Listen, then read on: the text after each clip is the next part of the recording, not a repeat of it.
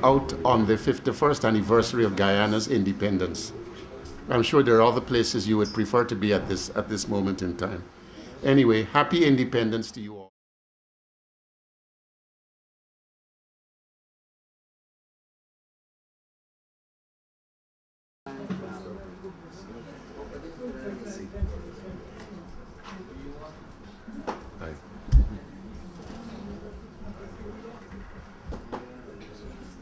Okay, I think we can make a start now.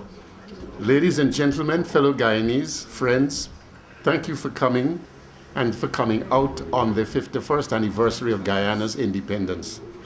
I'm sure there are other places you would prefer to be at this moment in time.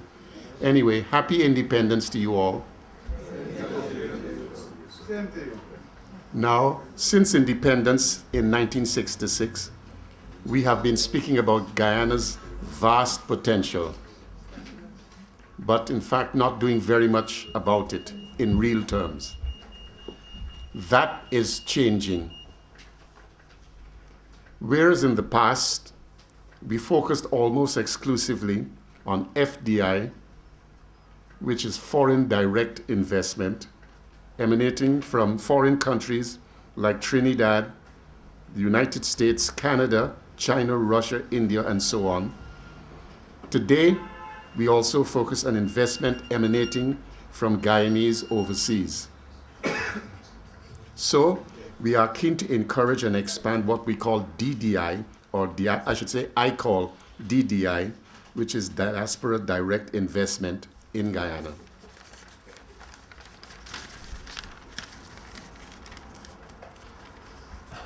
I grew up here from the age of 13, and even as a youth, I was impressed by the extent to which the Jamaican diaspora invests in their home country, something that has always impressed me. Through thick and thin, and I mean in a political sense, Jamaicans have been keen to become stakeholders in their country of birth. In this sense, and in this sense only, Guyanese have to become more Jamaican in their outlook and willingness to invest backyard, as the Jamaicans say. I took the leap in 1994 when I relocated to Guyana and invested heavily in the forestry and mining sectors. Truth to tell, it was not a walk in the park. Today, DDI investors will be dealing with a more business-friendly government and one that is keen for diaspora business, in fact, for all business in Guyana to prosper and flourish. Here today to talk to you about the ease of investment in Guyana is our young Minister of Business and Tourism, Dominic Gaskin.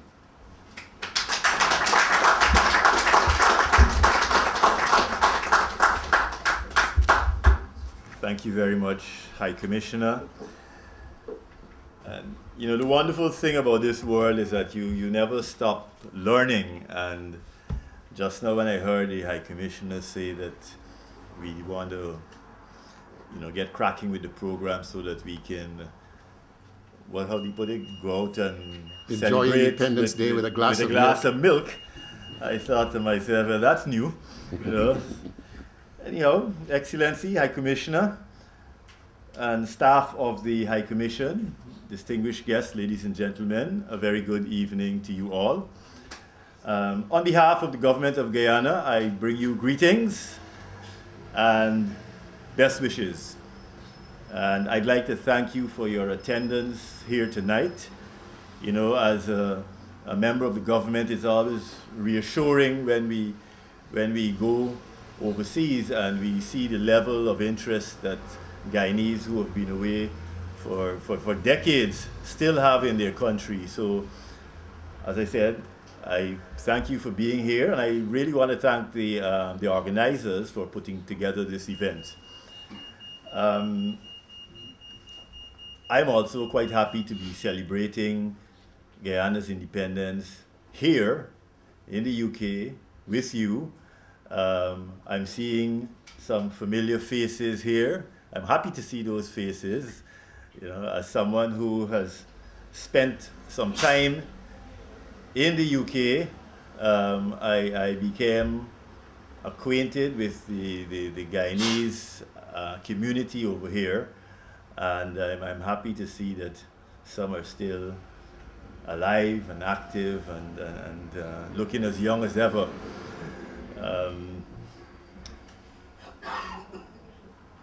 I think I know this constituency, and I believe I know that this is a constituency that has not been actively engaged by the government of Guyana over the last few decades.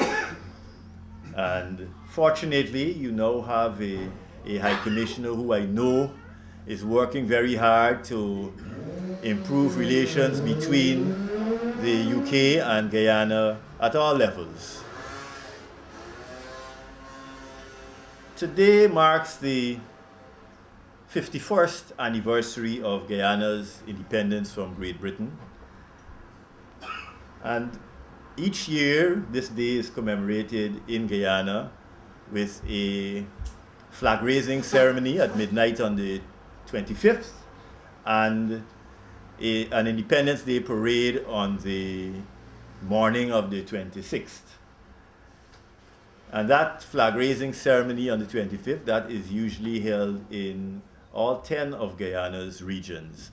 I'm not sure if it is held in the overseas countries where we have large population centers, but maybe this is something we can look at. You know, it would be wonderful to see Guyanese come out on the 25th and raise Guyana's flag here in London at midnight.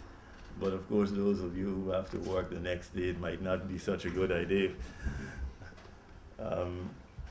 And last year, I know many of you may be aware that last year's Jubilee was an extravagant event.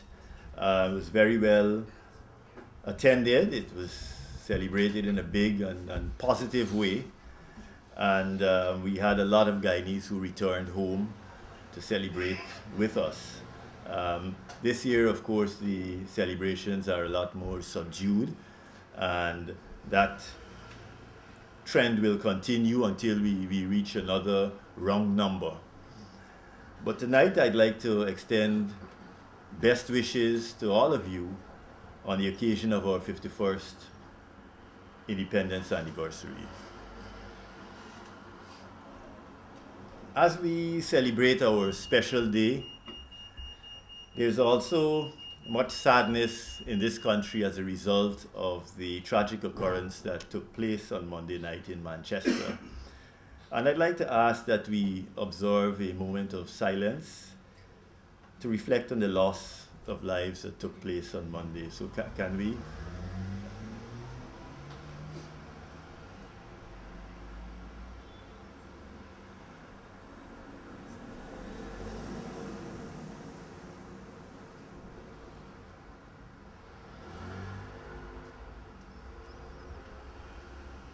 Thank you very much. I know that words cannot heal the grief and the hurt that so many families have suffered, but nevertheless, I think that we must stand in solidarity with those who have to face these random acts of terror. Fortunately, we in Guyana don't have to, but I'm aware that, you know, it's something that you live with every day over here, and things can happen anytime, any place, and you're never quite safe. That is the way of the world, and I guess we have to accept that it will continue to happen. I'd like to say a few words about the Guyanese diaspora. This is a relatively large group when one considers the actual size of Guyana's population. And it is therefore an important stakeholder in the future of Guyana. And it's a stakeholder that needs to be constructively engaged so that an effective working relationship can be established. Because the diaspora has a tremendous contribution to make to the development of Guyana. I know you probably hear that or have heard that before, but it is a fact. There is a tremendous amount of talent, experience, resources that resides outside of Guyana that is interested in Guyana. It is not as if there is no interest.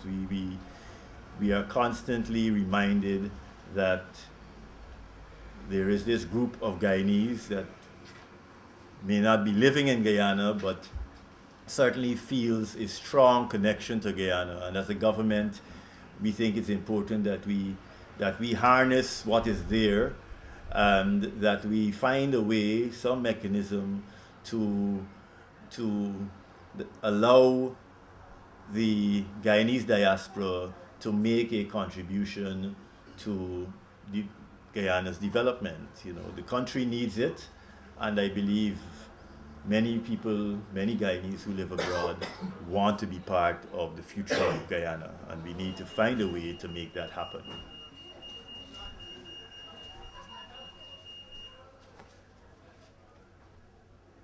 And I raise this because having succeeded in democratically removing a government that had been in power for way too long, we were confronted by high expectations both at home and abroad. Many people at home felt and still feel that a lot of our problems would suddenly have disappeared with the coming into office of a new government. Unfortunately, you cannot neglect something for 50-odd years and expect that once you stop neglecting it, it will automatically start functioning as normal. That doesn't happen in the real world.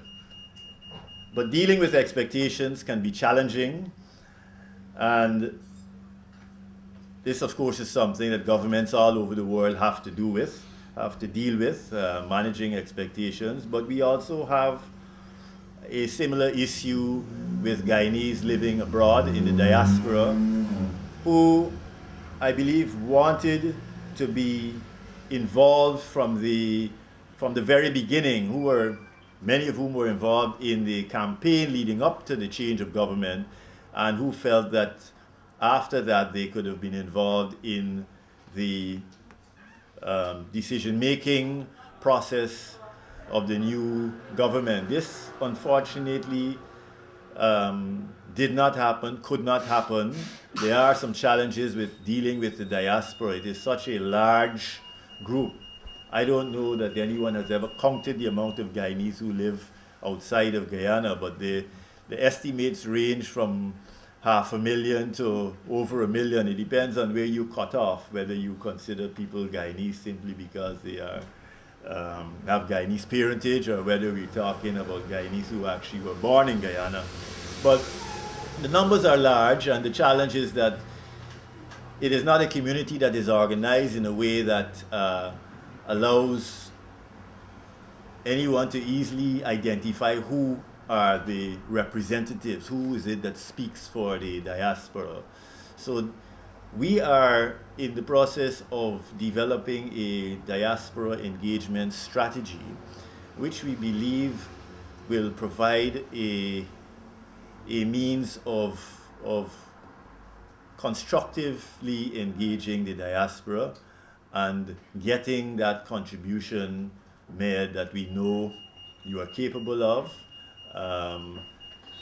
and that we know you want to make. So it's something that I want you to be aware of. There's a lot of frustration, like I said. We don't hear it so much from this end, but in North America, we get a lot of complaints, people who want to make a contribution and feel that they're being rejected, and this is certainly not something that, certainly not a signal that we want to send. We believe that we want the support of every single Guyanese who's interested in supporting Guyana, but we have to find a way to take on board all the offers and proposals that we are receiving.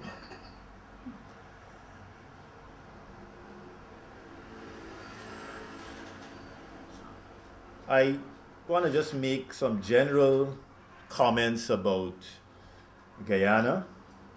You know, like anywhere else in the world, there are good things happening in Guyana, and there are bad things happening in Guyana. For those of us who live in Guyana, Guyana is still a place where one can enjoy many of the amenities of a modern world. Unfortunately, not in a modern environment. The challenges we face are not unlike those faced by many countries in the world. There's poverty, there's inequality, there's poor education, poor health care, and poor delivery of many other public and private services. This is something that we as a government inherited. It is not new. It is something that we have to fix. We are committed to fixing a lot of these problems. We believe that they can be fixed.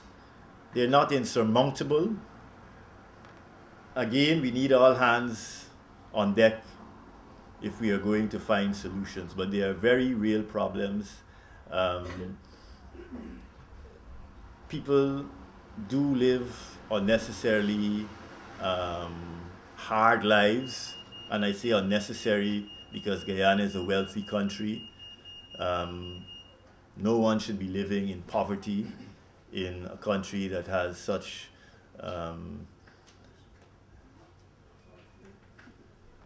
such natural resources in such large quantities.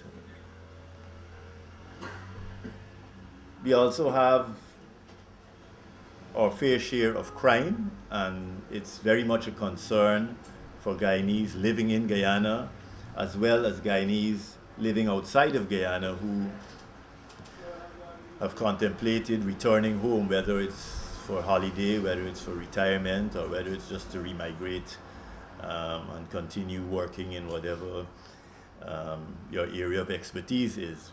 But crime has been one of the major concerns that are voiced.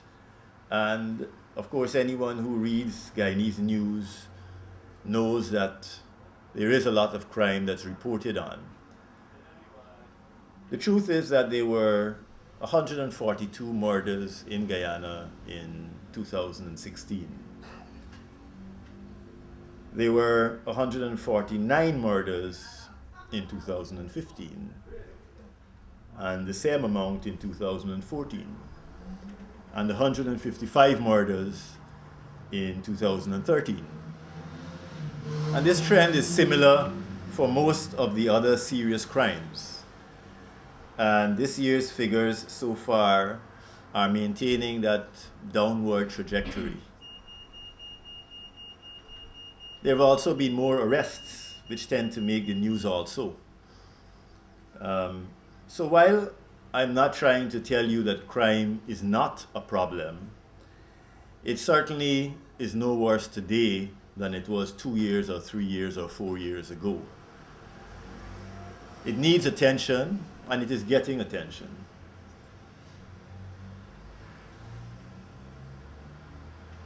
As far as our economy is concerned, again, in spite of many challenges, Guyana's economy continues to grow. Last year, it grew by 3.3%, which is impressive when one compares what is happening in our neighboring countries.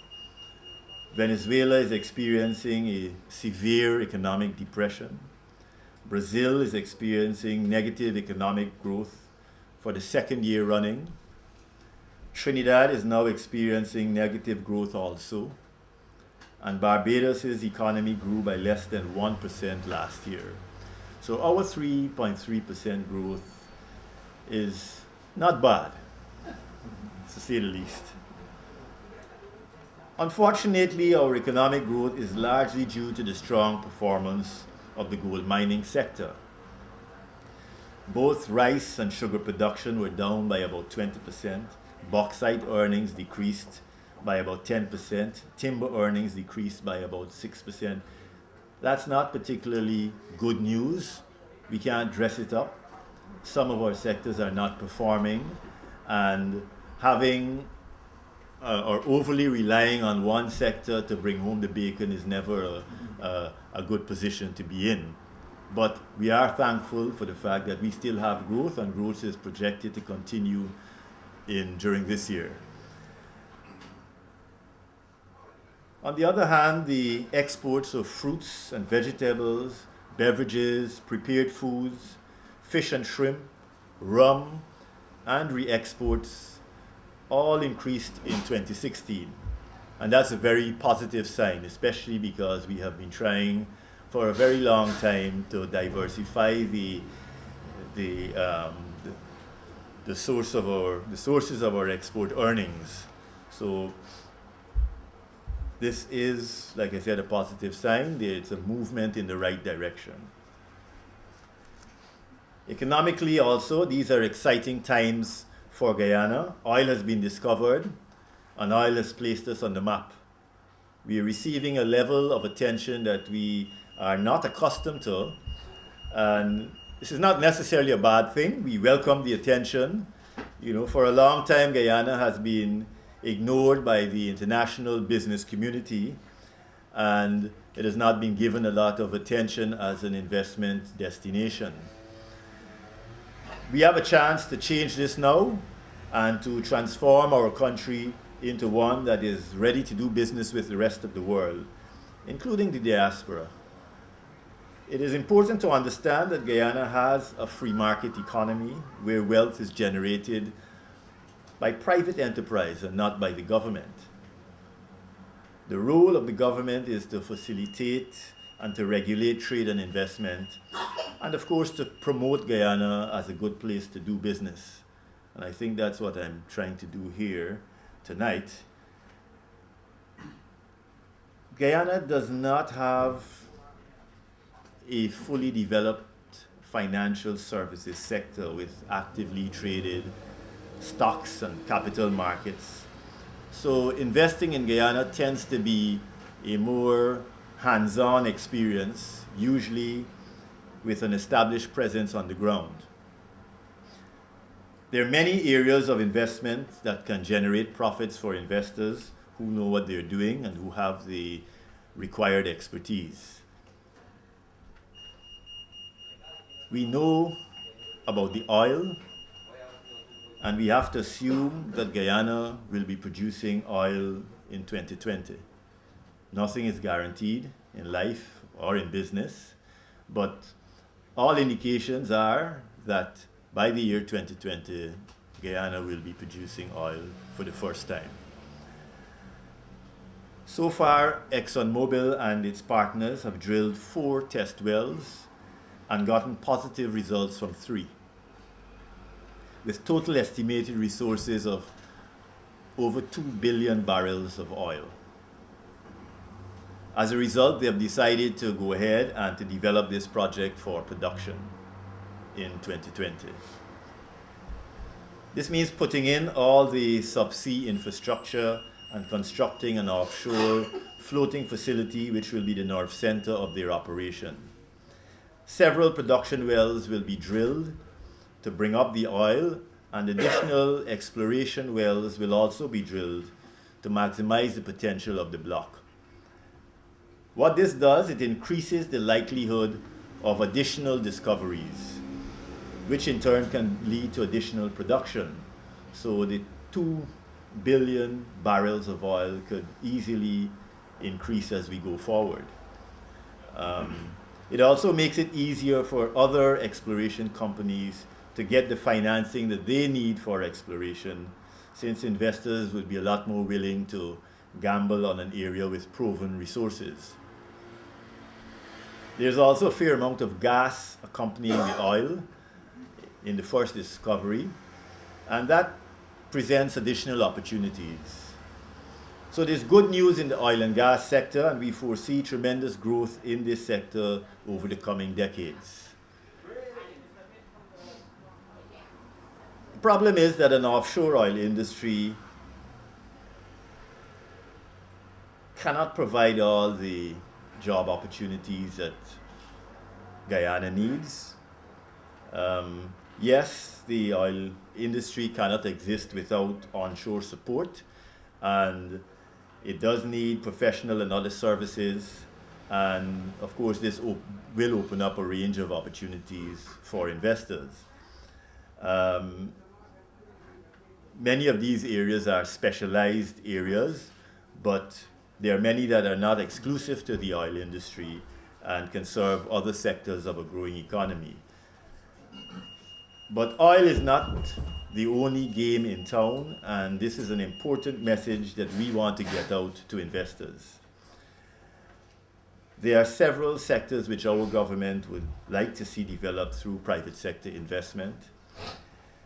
These are our value-added sectors such as agro-processing, forestry products, pharmaceuticals, tourism, business process outsourcing, and of course infrastructure development.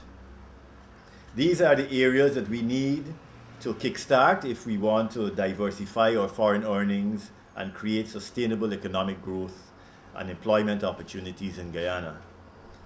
Yes, we want to produce oil and enjoy the benefits that oil can provide, but we want a well-balanced economy that doesn't rely on the well-being of a single sector. Guyana has what it takes to produce food on a large scale. Guyana has what it takes to emerge as a top ecotourism destination. Guyana has what it takes to provide various business services that can meet global requirements. Guyana has raw materials that can be processed at home. Investors in manufacturing sector in Guyana can enjoy a tax rate of 27.5% on profits, as opposed to the 40% rate that is applied to commercial profits. There are also duty exemptions on imports of equipment and raw materials for exporting companies. Doing business in Guyana has been a major challenge. The Ministry of Business has sought assistance from the World Bank and is currently working on an action plan to improve the ease of doing business in Guyana. Significant improvements are expected over the next few years when it comes to doing business in Guyana. Our investments in infrastructure are also expected to increase national competitiveness. The road from Lethem to the Atlantic coast will become a reality over the next few years. Already a section from Linden to Mabura is being paved this year, and the bridge over the Essequibo will connect that road to the final stretch to Lethem. A deepwater port is also going to be constructed on the Atlantic, giving the northern Brazilian businesses access to the Atlantic that is easier and more cost effective than the route they currently need to take, which is via the Amazon out to the Atlantic. It will also help to connect Guyana's hinterland to the rest of the country, and this is a major problem in Guyana. We do have, even though the vast majority of people live on our narrow coastal strip, we do have a hinterland population that is disconnected from Guyana, from the rest of the country in many ways, much to their disadvantage. We feel that we can open up economic opportunities in those areas and generally be able to provide better government services and a better standard of living for those who have lived in those areas for so long under very harsh conditions. So that is also one of the benefits that will be derived from the construction of that road linked to Brazil.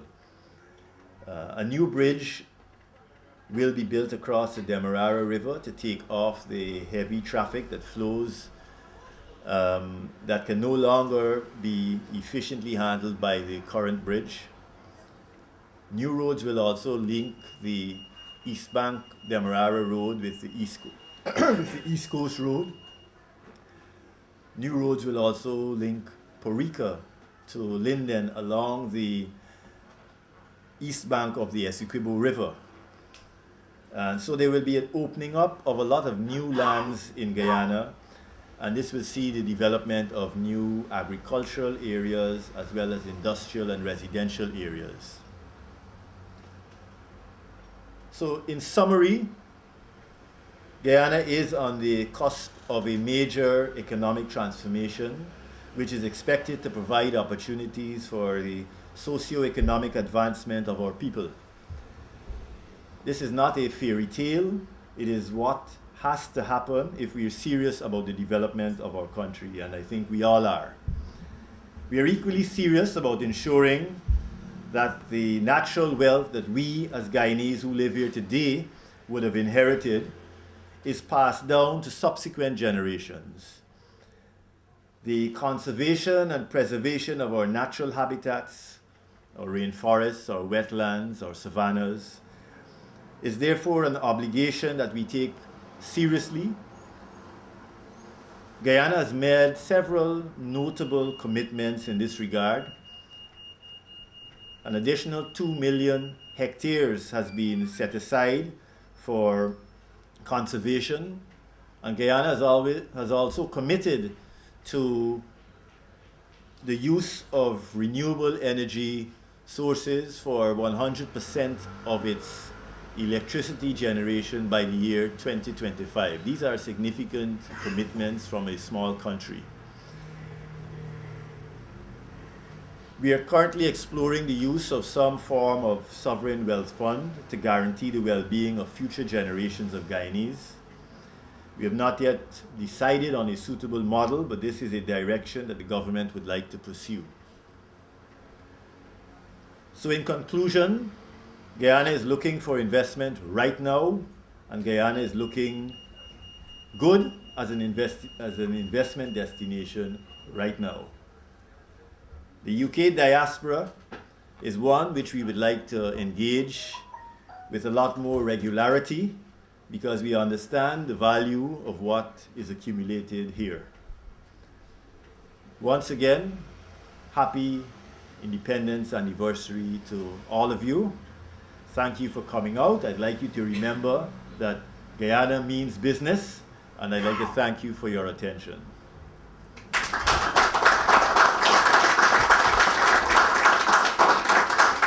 Interactive questions, yeah. Thank you, Minister Gaskin. We really appreciate what you had to say, and I join with the Minister in encouraging you to go to Guyana and see for yourself. I think that's the best way to get acquainted with the realities of what Guyana has to offer. You can't really read it in books, or you can, but it's not the same as visiting the country, speaking to people, and getting ideas about what you want to be involved with on a business level. There are other levels, but I'm talking about the business level. Now, this is meant to be an interactive session, so we'll take a few questions. And after that, we've got some refreshments next door. Not milk. So don't look so worried. The real stuff, the real milk. Yes, my name's Peter Henry. I'll just introduce myself. I'm the CEO of a manufacturing and a single finger company. I've got a family connection because my grandfather, I think you saw my letter, was the architect for the best hospital, and was also involved in designing the house bricks, the hollow house bricks. But anyway, my interest is to do with energy systems which are sustainable, and I'm also the inventor of the world's first 4,000 servings a day corn roasting machine, which is actually going into leisure and tourism. Looking at Guyana via China in terms of introducing our systems to Guyana in terms of food sufficiency. But you mentioned about energy sufficiency, and this is something which is very dear to my own heart, because we're committed to water gas, which is actually hydrogen energy. Hydrogen, of course, is seawater, and that's plentiful. But I'm interested in when you say sustainable energy, what were you making reference to in terms of your future plans for Guyana? I think I use the term renewable energy Oh, sources. So we're speaking mainly of solar, hydro, wind, and any other form of electricity, of energy Okay. that does not. Yes, that's Okay, well, that's what you were thinking about in terms of the forestry and the various other mining and so on. Is that what you're thinking? sorry. So were you thinking about mining and the fossil type of energy systems? Is that what you're making reference to? No, those are not renewable. Okay. Okay. Now I just want to, perhaps I'll chat with you later on after a while. Sure. Okay. Question. My name's Jason Johnson. I work in the infrastructure sector for gas, water, electric. Sorry. My name's Jason Johnson. I work within the infrastructure sector, gas, water, and electric renewable sector as well. So solar installations, commercial solar, not domestic. So you mentioned about the focus, obviously, of working in the developing the renewable sector within Guyana. Within the UK, obviously we had an incentive in terms of the renewable obligation certificates, the ROC system, and the feed-in tariffs. Do you, as a government, intend to have similar type incentives to encourage companies to invest in that type of utility infrastructure? Is that the plan? Yes, in a way, it depends on what you mean. When you say companies, you're speaking about individual companies that are involved in other forms of business, setting up renewable energy for their own use, and or you're talking about companies that are going to be supplying to generate the energy for the national grid. Is that? So typically, we construct solar farms of various sizes for feeding back into the grid. So they're commercial farms which have a PPA or power purchase agreement, which then obviously you enter into with the government or a private fund, etc. And you feed the energy into the grid, you receive a return on the amount of power that you generate, and as such, that's how the business model works. So I suppose my question is that within the UK, to develop that market, there were a number of incentives from the government for a period to stimulate the market. Do you intend to have a similar type of model in Guyana, or is it purely relying on external investment to fund that whole operation with no PPA arrangement, for example, with the government itself? Okay. Generally, the incentives are provided to stimulate interest. There's a lot of interest already. I don't think that this particular sector requires incentives. Currently, the government owns all the generating capacity.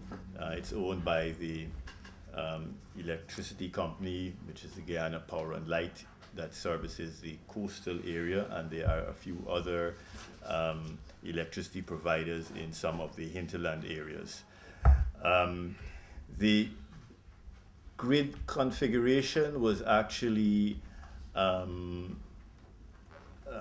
redeveloped or reconfigured a few years ago in anticipation of the Amila Falls hydroelectric project, which was a project that the previous government was planning to develop. The thinking has changed since then, and the cost also of solar energy production has decreased, and that is now looking like a much more viable option. There are some challenges with the grid itself and how it is configured, because it is not originally configured to take on the fluctuating delivery from numerous different sources, and that's what generally the solar solution will require. So that is something that the power company is currently working on to get fixed. And the plan is to simultaneously create a framework for how private companies can sell their excess generating private companies that have backup, that have solar for their own purposes, can sell their excess capacity to the national grid, and also for how companies that want to produce commercially can enter into PPA arrangements with the power company. That it's going to be, there must be some competitive process by which companies are selected, because with the level of interest that we've had in the energy sector, if we were to add up all the megawatts of power that we've had proposed to us, we're looking at about 10 times our national demand. So there really is quite a lot of interest in the sector. We don't think that we will need to provide incentives, but we would want to provide PPAs that make sense to the investor, and as well as that can reduce the actual cost of electricity to the consumer. So that is what we're looking to achieve. Yes. My name is Derek Hugh. Once met, never forgotten. Energy is my business. I got a doctorate degree in engineering. I worked for one of the largest engineering companies in the world as a vice president. And when Minister Greenwich was here, I introduced him to an investor. He is not just a millionaire, he's a billionaire, who's invested in solar energy in Antigua. And he's going to Kitts and now considering Barbados. But nothing has developed since I've introduced him to Minister Greenwich. So they need a follow-up there. Right? And I think another option for Guyana, of course, is wind energy. I can see the future in Guyana development is wind energy and solar energy. The other thing is that one of the largest contributors to the economy of Guyana was never mentioned, the sugar industry. What's happened to that? Thank you. Yeah. I mentioned the sugar industry briefly when I said that sugar production had declined by 20% in 2016. Sugar is not doing very well. Sugar has, for the last decade or so, been heavily subsidized by the government, generally to the detriment of the rest of the economy. This year, for instance, the subsidy required was somewhere in the vicinity of 70 million US dollars. No, sorry, 80 million US dollars. That's a lot of money for a country like Guyana to shell out to support an industry that is not viable. So that's where sugar is right now. However, sugar comes with a lot of baggage and a lot of history, and making any decision on the future of sugar has a lot of political implications that one has to consider. So sugar is complicated, but the bottom line is that sugar is not profitable right now. They're trying to diverse, and they're closing quite a few factories, as I understand. I have buyers who might be interested. At the moment, the finance director for Guyana Sugar Corporation is in London, and I've been talking to him to give me some information regards I can get people to come and buy sugar. I'm still waiting for that. Yes. The last decision taken on the future of the sugar industry is that it is going to be examined by a unit that has been set up specifically to oversee the privatization and the diversification of the sugar industry. So there's some work that still has to be done, and once that unit has done its work, I think a prospectus will be prepared that can then be sent out to potential buyers.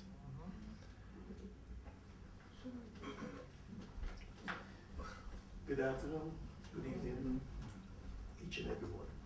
My name is Clinton Dugan. I heard you talk about Guyana expanding, but what I haven't heard you say is you're doing a building, what do you call it, housing or anything like that. Because that is something that I'm interested in. And especially selling tools, I mean proper tools, health and safety wise, together. What I came and saw, the Right Honorable, your man next to you, and I was in the process of getting in touch with you. Same time, I get a feedback saying that you will be here today. I would like to get in touch with contractors, and if you could do that for me, it would help me to get in touch with the right people in Guyana. I have catalogs here with me that I could show you the type of tools and stuff that we deal with. And I know it would be, Guyana would love it.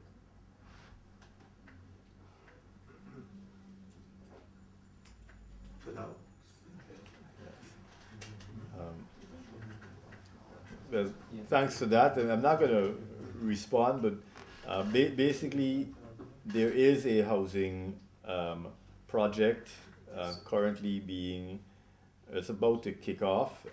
The Ministry of Communities, the Department of Housing of the Ministry of Communities is looking to build in the first instance, I think it's about 775 housing units, mainly a combination of townhouses and duplexes. These are affordable housing units, and they are going to be distributed in about 8 or so different communities. So that's the beginning of the housing drive. The idea is to provide somewhere in the vicinity of 10,000 units over the next decade or so, depending on demand. And that's just the low-cost housing that is going to be developed through a government program. There's private sector housing development also, which will pick up the rest of the slack in the demand for housing, and also be able to address the demand for more expensive housing. The thing is, I'm here today to see you guys, to see if you could point me in the right direction. If it is possible that we can have a meeting. I don't know when you're going back, but I would be available anytime. I leave first thing in the morning, but the point is, are you selling? You're selling equipment. Is that it? Yes. I think you need to get down there, or get a partner Which is down exactly there, what I said to you. or an agent down there to carry your product line. I can't sell your equipment for you. All I would like is a contractors who I could contact directly and do business with them. We can provide you, if you leave us your contact details, I can I've got those. try to provide a list of contractors. I can't tell you that I know and that I have anywhere a list of all the contractors in Guyana, but I can probably give you a list of those that are in the system. Can I just say something really quickly? When's the last time you got back to Guyana, sir? Sorry? Sorry, we didn't hear that. When's the last time you got back to Guyana? Oh, When's the last time? Yeah. I'm always in Guyana. I was down there for the 50th anniversary. Last year, yeah. I spent 3.5 months there. That's beautiful. It sounds you're very simple. I was meant to be back there now. No problem. But basically, last year was the last time, yeah. Sorry? Last year was Yes. the last time. Because all I was going to say was, to do business in Guyana, you've got to be in Guyana. I'm in Guyana every every 2.5 months. You've got to be there. You've got I to be know, there. I know. Am I saying anything? This is the advice I passed to Yes, the I know gentleman. Spend And some money I and get into the mud. I intend to spend more time down there. I mean, intend to spend at least 6 months here and 6 months there. And however you do it, you just got to be in the mud, blinkers off, seeing how the system runs. Because asking ministers for help in that respect there, it's all well and good, but you got to do the foot stop. So when you do sit down with them, you come in with something that they want to talk to you about. It's a lot of work you got to do. I endorse that fully. Thank you, Mr. Gaskin, High Commissioner. Hello again. Ladies and gentlemen, I have quite a specific direction, not a question, it's an offering. I know that you're engaging specifically directly to do strategic engagement with members of the diaspora, and my question is, have you got thoughts on an actual vehicle by which the members of the diaspora with the right corporate affiliations and the international trade and development expertise such as my friend Jason here and the gentleman beside me to my right, whereby they can actually consult international companies but from a Guyana's interest? Because the door is open, so the big companies are going to come flooding. Myself and my advisors, we've implemented Like Mobile, we brought them into Uganda, we've got the solar projects in Afghanistan. Today, I've been commissioned to bring a water sanitisation and sewage treatment plant operation into the Gambia, into Greater Banjul area, and I'm also advising a group which is looking at bringing substantial efficiency and an open market to the kind of gold market.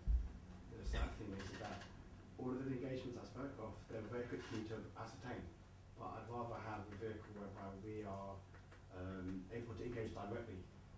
I know the mandate which the High Commissioner has been given, for example. So is there room for specific members of DISPA to help champion that mandate with existing relationships with external corporations? Because the investment that you require is here. If it can be insured, it can be financed. If it will help, if the margins are there and it's open and efficient, the investment will come, and the investment is going to come. But it's about having individuals, vehicles, corporations with the right kind of mindset that look at both interests. Because I know most of my business partners I work with, they are based out of West Africa. So we look at models in Nigeria where you've got Dangote, Olusegun. These are people who came back home with resources and they came from investment, and now they've got national champions in the industry. And a lot of the core part of that success was to do with having advisory bodies. No one wants to go and say, here's my company, get them a contract. No, all we're asking to say is, is there a system whereby we can vet, source and qualify companies before they come through and funnel them down? Like you said, you've probably got over 2 gig of megawatt solar power committed to you. It's about what systems are best and how can, I believe that there are individuals in this room right now, and especially young members of DISPA, we're able to expedite that process, but diligently, in the country's interest and the commercial interest of corporations as well. And how do we engage that? And then can we have something specific whereby, yes, you're strategically engaging members of diaspora, help us strategically engage you, so then we can engage corporations, because we're doing it in other territories. And just what's the best channel? And if there isn't a channel, if that's information, then we'd love to offer help in that help in the formation of that system and bring that forward.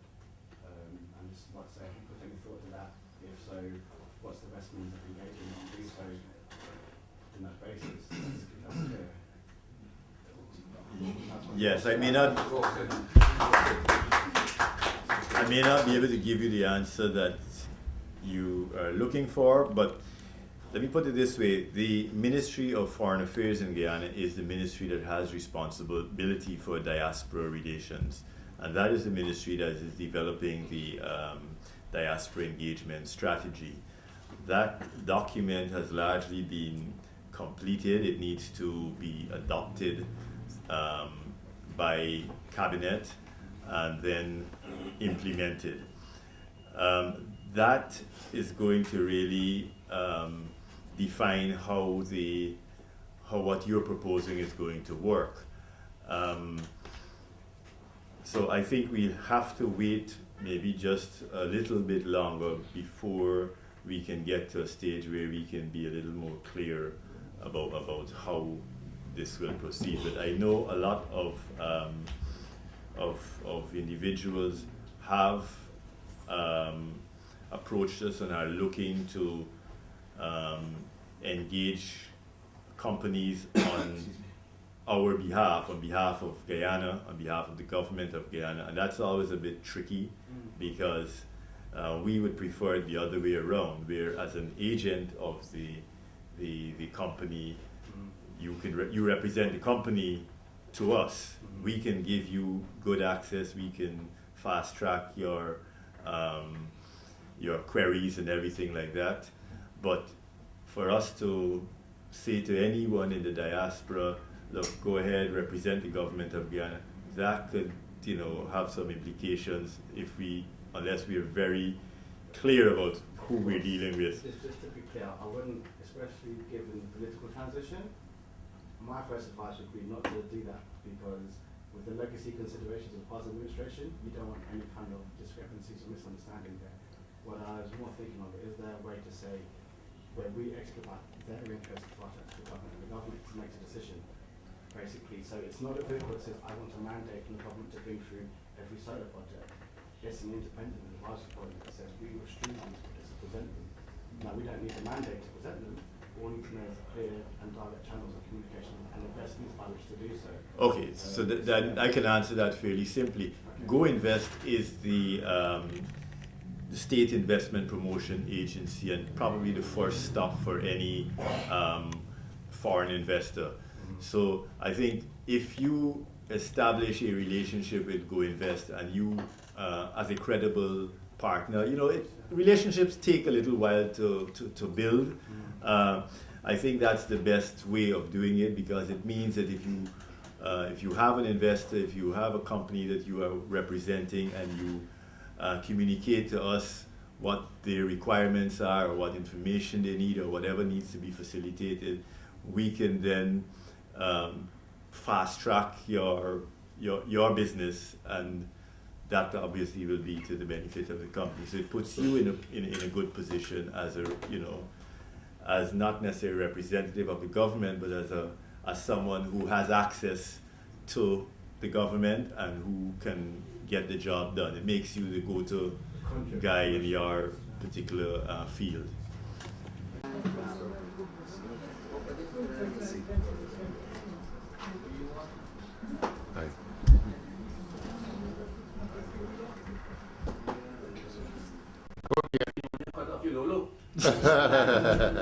Excuse me, sir, but I'm half Chinese man. There's nothing there to cut off. So I say, thank you, sir. Thank you. You walk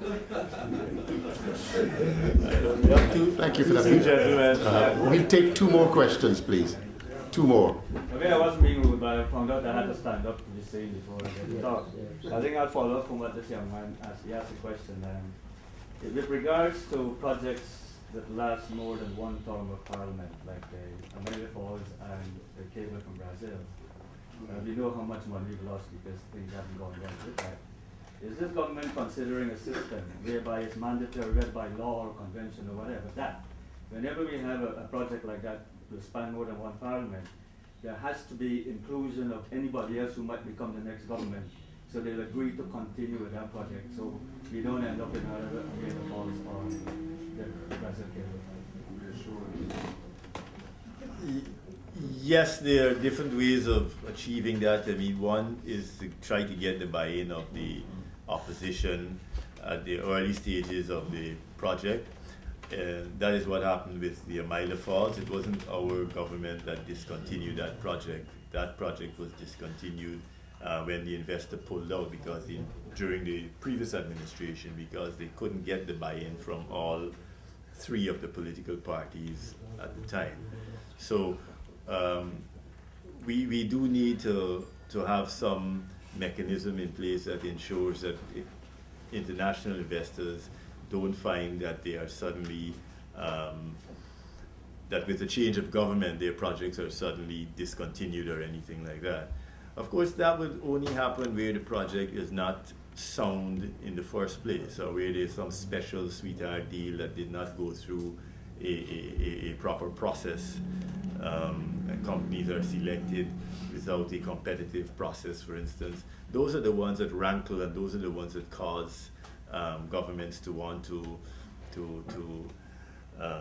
terminate when when things change. But I do agree that the point is taken, and it's an area where we have to ensure that we don't jeopardize investments with politics, And right. Thanks. On the assumption that I turned up in Guyana after doing all my research to invest in something, what is it that the government's going to do to help me safeguard my investment? We have laws like any other country, and generally your investments are safeguarded under our laws. Yes, we have commercial courts that are not as quick as we would like them to be, and you can have matters stalled up there forever. But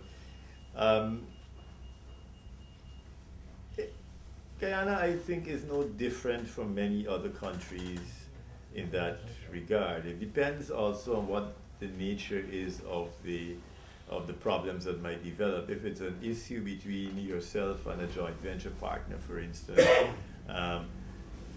there's nothing that the government can do about that. That's a civil matter that will have to be dealt with by the courts.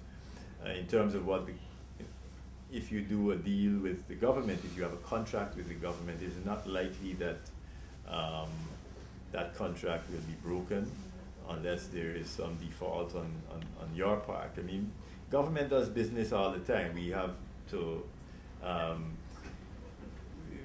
to issue contracts on a weekly, almost daily basis for various projects that need doing, for various procurements that need to be done. 99% of these contracts are executed with, without any problems. In many cases, the government that gets the short end of the stick, not necessarily the contractor or the investor. From a practical perspective, though, somebody's taking some money to invest in Guyana. For them to get things done in Guyana, number one, that's going to be quite a time-consuming exercise, being practical about it. Is that the case or not? It depends on what you want to get done. There are certain things that take time. If you want land, for instance, it takes a little longer than we would like it to take. It is due largely to the amount of land that was actually already allocated and not developed, and so there are lots of leases out there that need to be terminated, need to be revoked, because the lessees have not fulfilled their end of the deal, which would be to develop some sort of project on the land. So the land issue is problematic and can take some time. Generally, most of your other matters can be dealt with in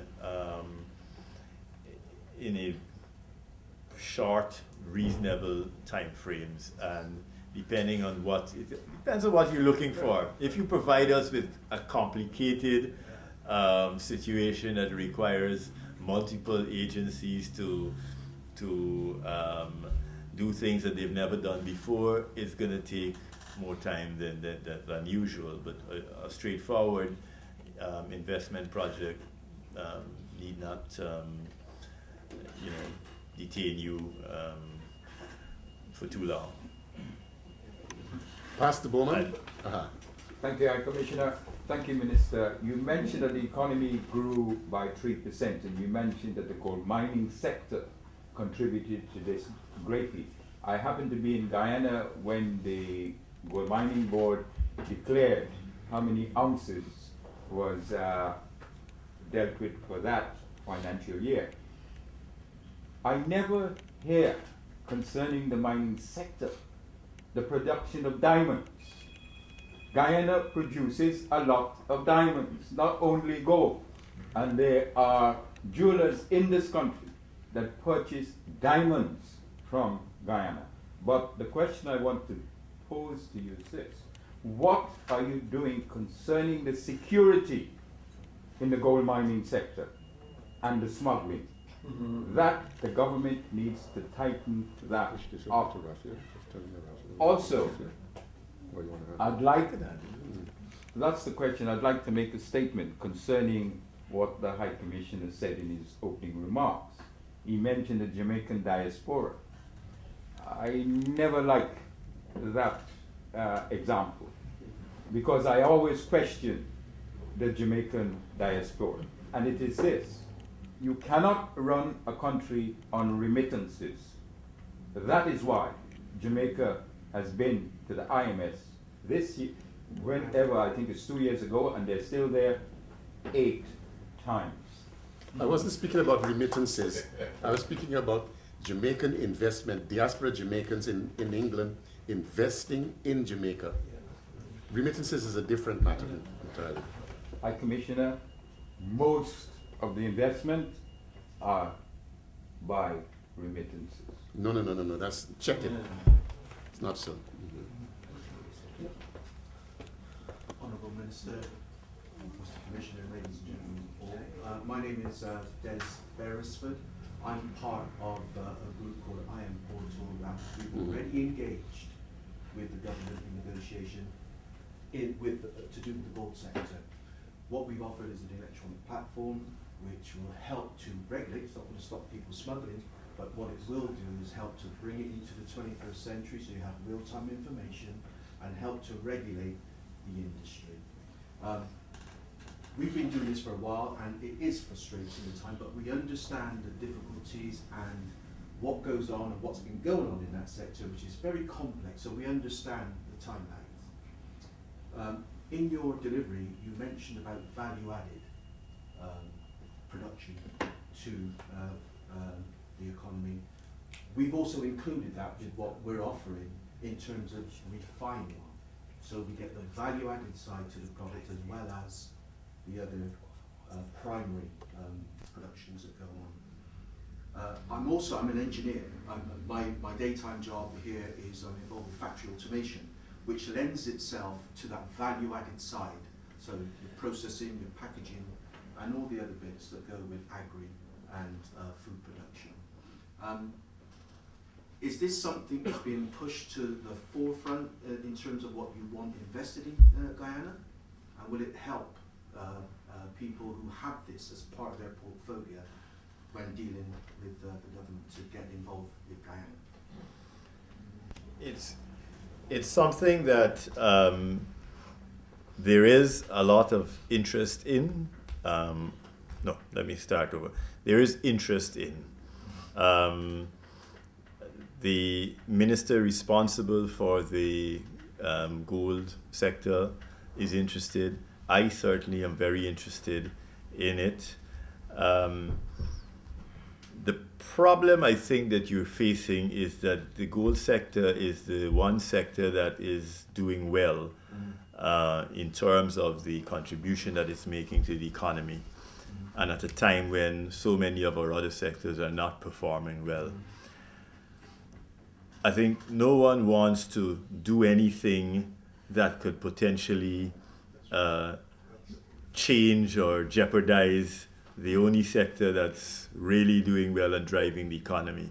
So there's not, while we are interested, we have to, there's an element of caution that I'm sure you can understand. You don't want to go introducing a new system when you have something that is working. It may not be the best in the world, but it's working, and it is, keeping us afloat right now. But I'm very much interested in some electronic platform that can help us to regulate the gold production and also in refining gold in Guyana, because that opens up a whole range of possibilities and types of activities that we currently can't engage in if we're just exporting the raw gold. So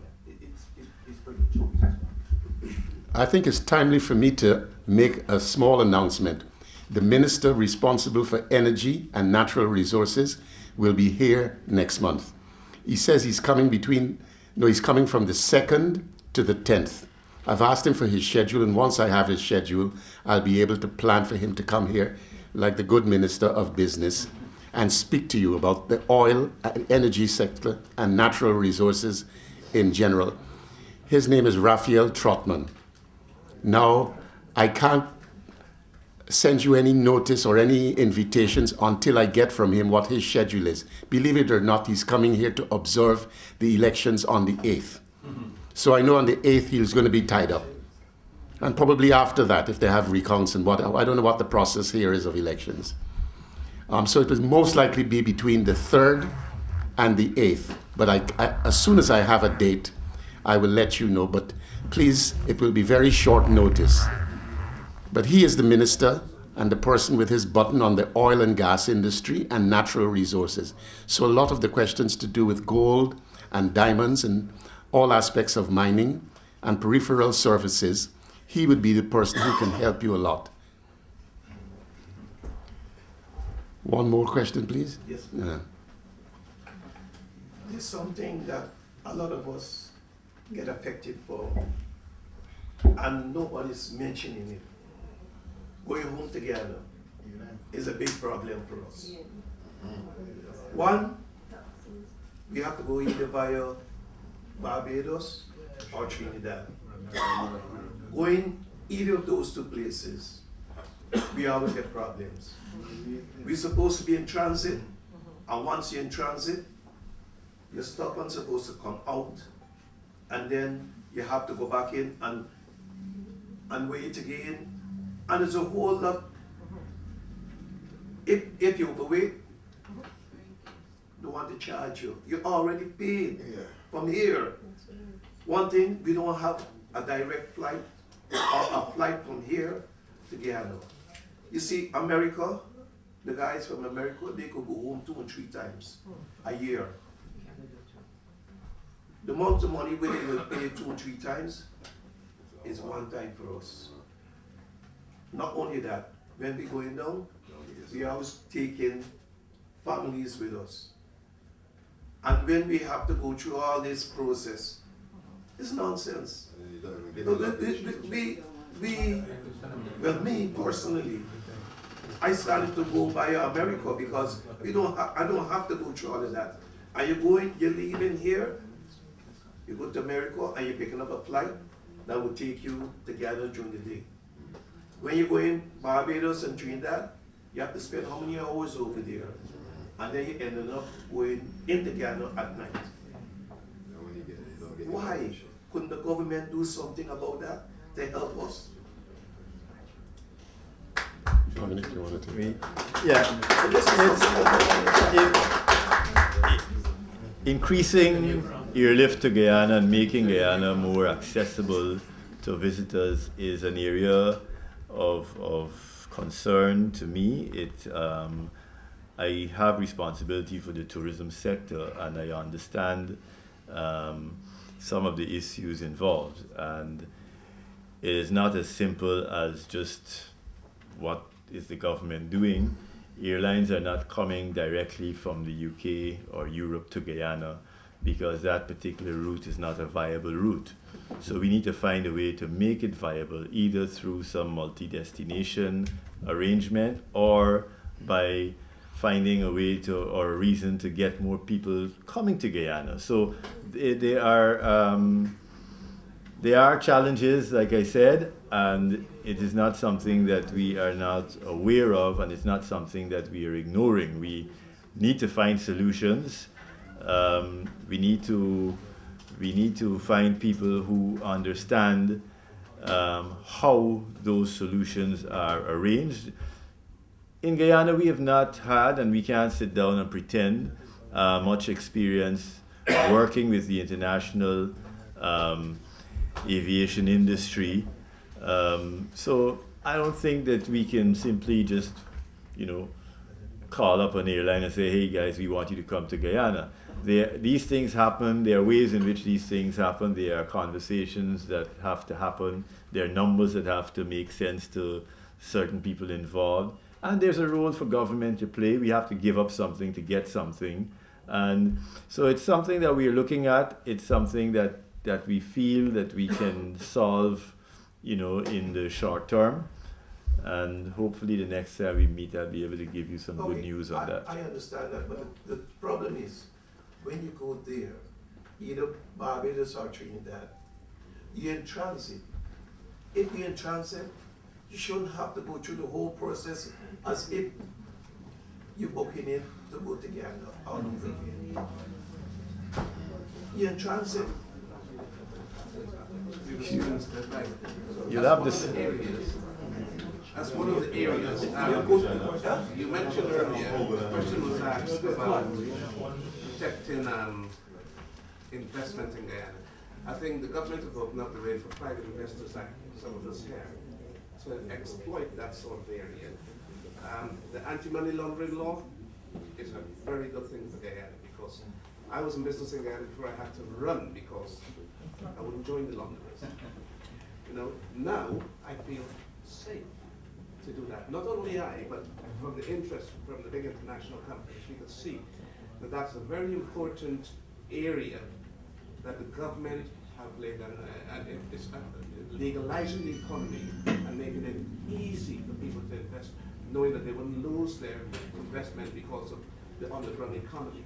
So I think you mentioned, you know, how it could be done. There are ways that we could get direct rights to Guyana, but I think it will take, you know, individuals like ourselves to sit down together, and perhaps what we should do is generate a think tank among ourselves to do that sort of thing, because, you know, things don't happen by just wishing.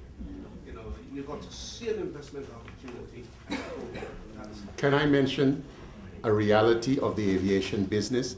The moment Virgin or British Airways see that it makes them money, and based on the traffic, they'll be there before we can even open our mouths to ask them. At the moment, and I speak to them, they say that the traffic is insufficient between Guyana and the United Kingdom. When that changes, they will be in there so quickly you wouldn't know what's going on. Now I'd like to make two brief points of advice. I was a member of the diaspora a few years ago, and in the 1980s, I think it was towards the end of the 1980s, I found myself running a trade and finance company here in London, owned by one of the Sainsbury families. I was very, very well paid. But then I decided I wanted to get involved in business in Guyana. And you know what I did? I gave up that job and went to lecture at what is now called London South Bank University. My salary was reduced by about 60%. But the reason I did that is because as a lecturer, you get all the holidays. And during each holiday, I would find my butt in Guyana. And what I'm saying to you is you've got to get down there and see the lay of the land, speak to people, find out what's going on and what is not going on. Now, the other point about that is we've been speaking about some heavy industries. Gold, diamonds, for all of those you need heavy equipment. You need equipment, dredges, you need excavators, you need all that sort of thing. Of course, before all of that, you need a gold or a diamond property. And then you may have to pay to get some research done to find out where exactly the stuff is and how you're going to get it out. Those are heavy industries in my way of thinking. So is solar energy, so is any renewable energy. Now there's a whole raft of other areas that people never seem to speak about. I'll give you a few examples. There could be money in making pepper sauce using our miriwiri, which I am well traveled and I've never seen miriwiri anywhere else in the world. Yeah, but do you bottle it and sell it? That's what I'm talking about. Now, apart from pepper sauce, and I gave a lecture a couple of years ago to a group of young would-be investors in Guyana. Another sure seller is Guyanese black cake. Even Casarip, but I think Casarip you can get at certain places. Not like that. Not like Guyana. I mean, there's a whole raft of businesses. If you want to call them cottage-type businesses, so be it. But there are small businesses that can be managed from your bottom house, as we say in Guyana. and then you build up to whatever level you want to build up to. Cassava chips, plantain chips, I see them coming from all over the world. I don't see any of them being packaged and sold by Ghana. There's nothing difficult in making plantain chips and even green banana chips and cassava chips. There's nothing belittling or there's nothing difficult about those. So I think what the point I'm trying to make is sometimes we have to focus on the smaller businesses, the ones that are manageable, where we don't need major investors or we don't need joint ventures to achieve. That's the point I wanted to make. Now, thank you very much. We'll go next door and have a drink or two. I assure you it won't be milk, and if it is milk, it'll be pasteurized.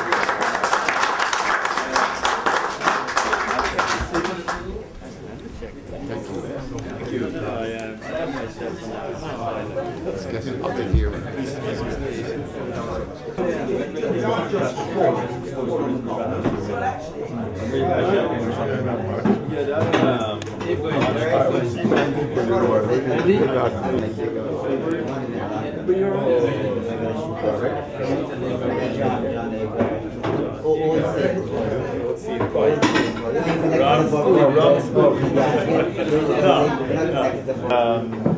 There was a launch, there was a workshop there, but in terms of the actual strategy coming out of that, they had more sports